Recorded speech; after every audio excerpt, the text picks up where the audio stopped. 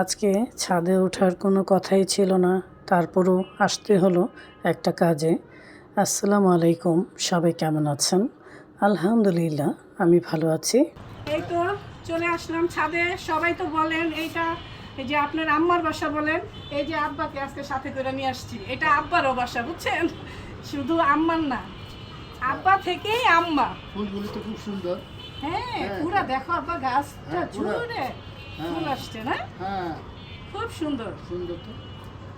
মানে এইখানে আইসা এই জায়গাটাই হচ্ছে সবচেয়ে তোমার ছাদের সৌন্দর্য। আচ্ছা, সহজে কিন্তু আমার আব্বা আসে না, আজকে একটা কাজের জন্য ছাদে আসছে, তাই আব্বাকে নিয়ে উপরে আসলাম আর কি।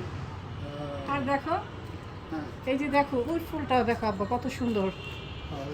হ্যাঁ, একদমই আব্বা মারা গেছিল, বুঝছো? এইটা পুরা ছাটাই টাটাই করে দিছিলাম, তারপরে হ্যাঁ হ্যাঁ দেখছো এখানে ভইরা গেছে তুলসী পাতা হইয়া, এগুলো উঠাই দিতে হইব অন্য জায়গায়। আমি গেছিলাম তো। হ্যাঁ, মাশাআল্লাহ। এই জিনু দেখছো, আবার বেগুন ধরছে তো। হ্যাঁ, ভালোই তো বেগুন ধরছে, ওইদিকেও তো ধরছে। এগুলো আজকে তুলবো না, বুঝছো? এগুলো পরে তুলবো একসাথে সব। মনে হচ্ছে আজকের আকাশটা আরও বেশি সুন্দর লাগছে।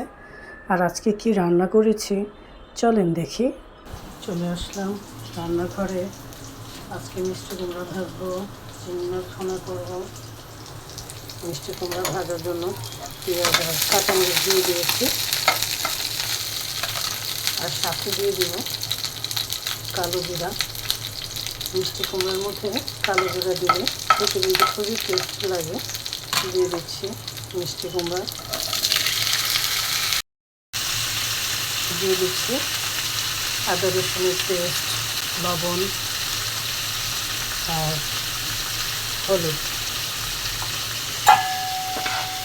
আর কিছুই দেবো না। আর ভাতে বসিয়ে দিয়েছে। আর রুই মাছ এনেছি। রুই মাছটা কিন্তু আজকে বেশ বড়। রুই মাছটা ধুয়ে আমি উঠিয়ে নিচ্ছি।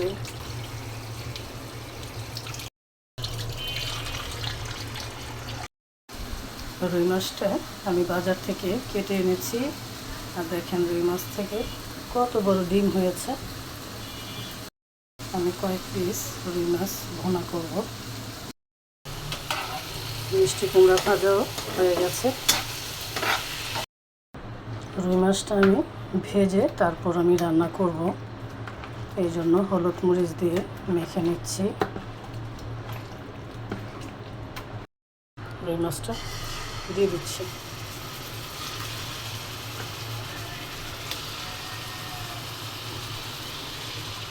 চিংড়ি মাছটাও পেঁয়াজের সাথে ভেজে নেব।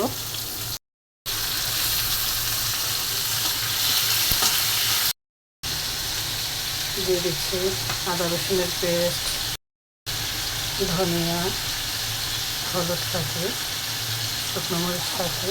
এখন মশলার সাথে ভালো করে মিক্স করে নিচ্ছি। দিয়ে দিচ্ছি জিরে কাঠি। এখন দিয়ে দিচ্ছি পানি। মাছগুলো উল্টে দিচ্ছি।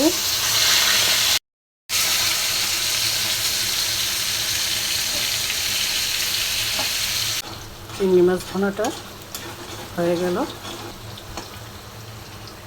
মাছটা ভেজে নিয়েছি। এখন মাছের তরকারি রান্নার জন্য পেঁয়াজটা তেলের মধ্যে ভেজে নিচ্ছি। মশলা দিয়ে দিয়েছি, এখন পানি দিয়ে দিচ্ছি। মশলাটা কষিয়ে নিব।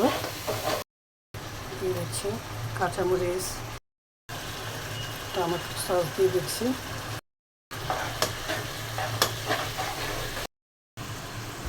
মশলাটা কষিয়ে নিয়েছি। এখন ভাজা মাছগুলো দিয়ে দিচ্ছি।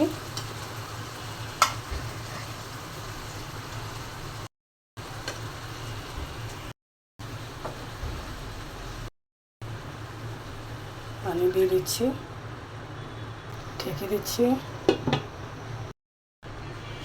দেখি মাছের কি অবস্থা। এই তো হয়ে গেছে রুই মাছ ভুনা। সবাই ভালো থাকবেন, সুস্থ থাকবেন, ছাদ বাগানে বেশি বেশি গাছ লাগাবেন। আজকে তবে আসি, আবারও দেখা হবে, কথা হবে। আল্লাহ হাফেজ।